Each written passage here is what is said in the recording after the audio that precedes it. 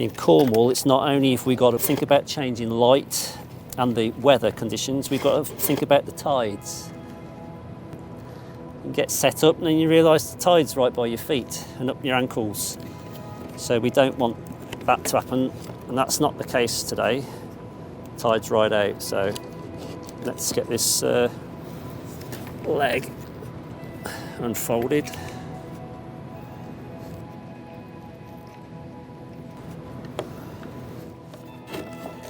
You can have a Perspex palette or a piece of plywood.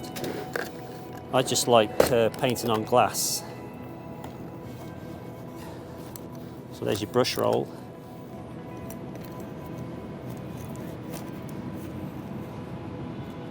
That area I put on there is too light, too dark rather. So we'll just take a bit of that back with our rag. Stain the gesso, it's quite nice. It's gone like an almost ochre colour on there, so it's quite nice.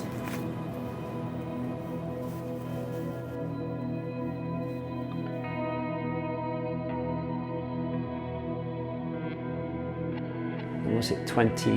God, I lost track of time, you see. So 2020, I had an idea to do a project where I was going to be looking through the window of my studio and painting the landscape as often as possible and recording in paint the changes in the landscape as they happen throughout the year.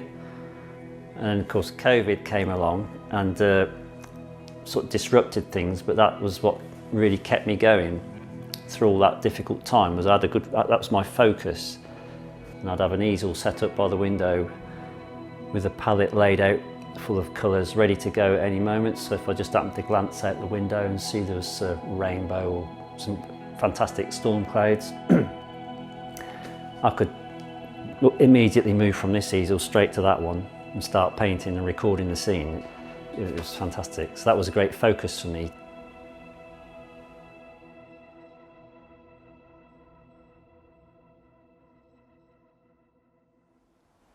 It's complemented my daily routine of sketching as well. Going out sketching in the landscape is something I do virtually every day, so that complemented that. I never realised quite how quickly the landscape changed. And sometimes I'd do a painting from a window on the Monday and the fields would be green in the distance, and then I'd come in on the Wednesday thinking they'd be the same, and they'd been ploughed in. Or you'd have daffodil fields would be bright yellow, they'd suddenly turn yellow almost at an instant. You'd record that and then a week later they'd be going over. So yeah, so I'd recommend anybody to do something like that just over a period of time.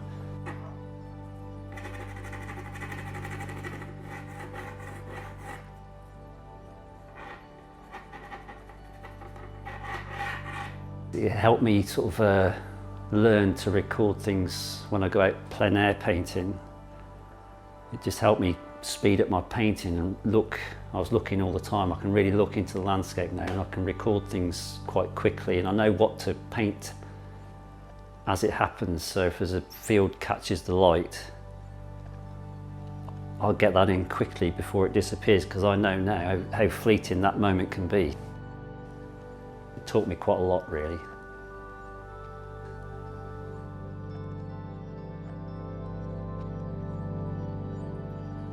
That's one thing it really did. You're mixing colours so quickly to respond to what's going on out there in the landscape that you just know which 2 or 3 colours to use for that colour instantly. You don't really have to think about it. So it's amazing.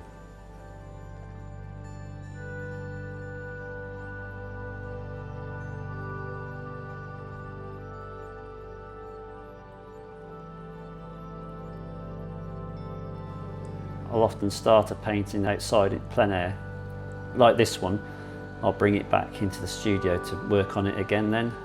And I've got a good memory and feeling for the place because I've already worked in the landscape, so it's like imprinted in my mind, and it just gives you a better sense of what it was like in the landscape. So then you're not relying on your photographs and things too much then. You're using your own experience of being in the landscape to help give that painting a bit of life.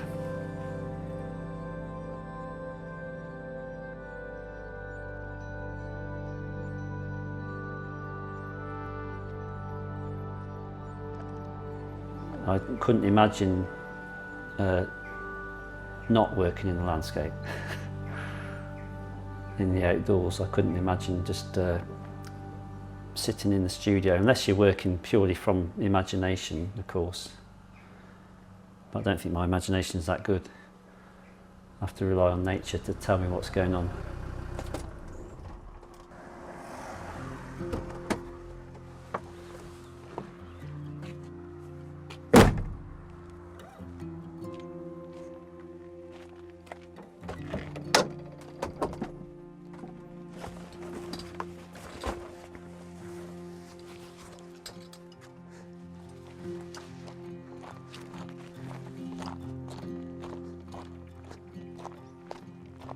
We're at South Will Francis mining complex, and I'm actually stood on a mine shaft at the moment. I love that that arch, is totally amazing. Amazing structure.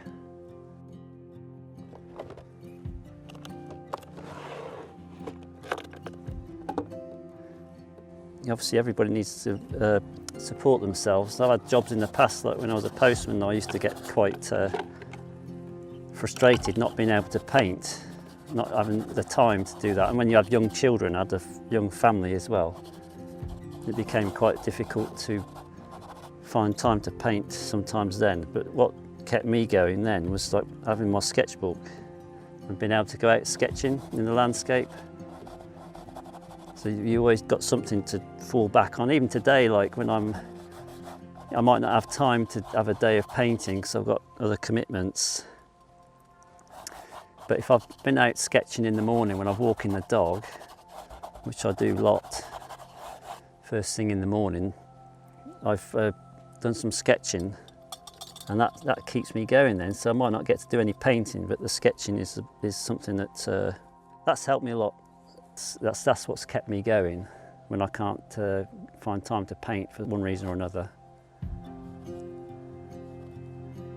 In the winter, I'm going to experiment more with charcoal. I'm going to go and do a lot of charcoal work, paint with charcoal as well. So I'm going to take my equipment out with me, chuck a load of charcoal on and paint into that. I just want to have a bit of fun with some different media during the winter. And then I'm not sure, next year I'll be looking to do another long-term project, but I'm not quite sure what it is yet. At the end of that, let's say 6 months, you've got some tangible work to show for your time rather than just flitting from one thing to another and not really getting anywhere. I like to see a bit of progress in a long-term project. It may be like painting the sky for 6 months, just doing lots of sky studies, because that's amazing up there. You could do that every day of the year and you'd have a fantastic record of what the sky looks like now, how it changes so much. So I quite fancy doing that actually.